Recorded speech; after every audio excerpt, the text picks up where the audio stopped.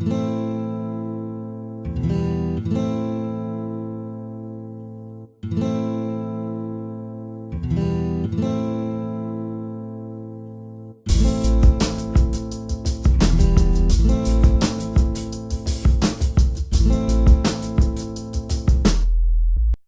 you get diversion like our community has, and the media sometimes overreacts, this is a good form to have to try to curb those problems or misunderstandings within the community and the media. A lot of times the media doesn't identify accurately or precisely the neighborhood in which something happens because they want to make it as big a story as possible.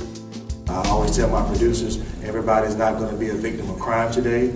Everybody's not going to be shot today, robbed today, so we need to make sure that we kind of balance our newscast, what's in our newscast, and kind of balance it out. I don't have a clear expectation more than just an opportunity to give some input about how media can sometimes erroneously portray the South Sacramento area and what things could possibly be done to make South Sacramento not have such a stigma.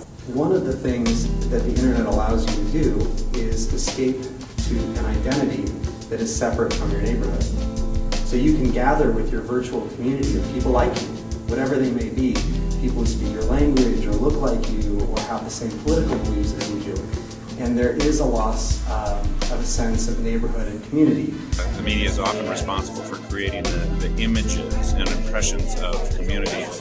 So how they characterize a community is extremely important. All of our neighborhoods are becoming very culturally diverse. If I don't know that much about the Hmong culture, and then what I see is only what's being covered on the TV, that is definitely going to influence the way I see my next door neighbors, no matter how hard I try to be objective and say I want to get to know about these people. We are going to believe what we get from our main information source.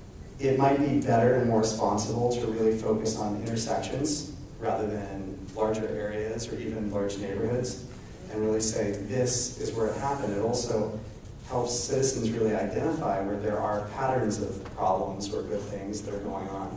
Every advance in communications technology expands the possibilities for American democracy, but every information system also creates potential winners and losers.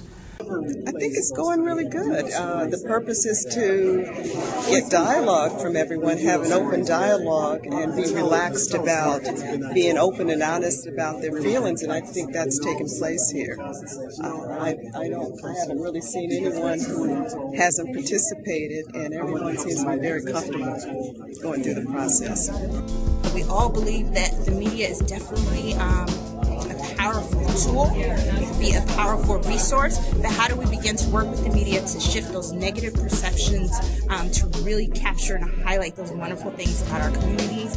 And it's really crucial that we examine who holds the skills and the actual tools to do this. The digital divide is real, and it's fairly scary for somebody running an organization like ours that wants to reflect the community to know that our community doesn't all have access to the tools that they need in order to speak their own voices about what's going on in their neighborhoods and communities. Be proactive. Don't wait until something negative happens and run out there and want to talk about the negative things. Me and my neighborhood, I want to focus on all the positive things. I think we all have those same sentiments. In a democracy, the very idea of second-class citizenship is unacceptable. Yet for many, second-class information citizenship is looming.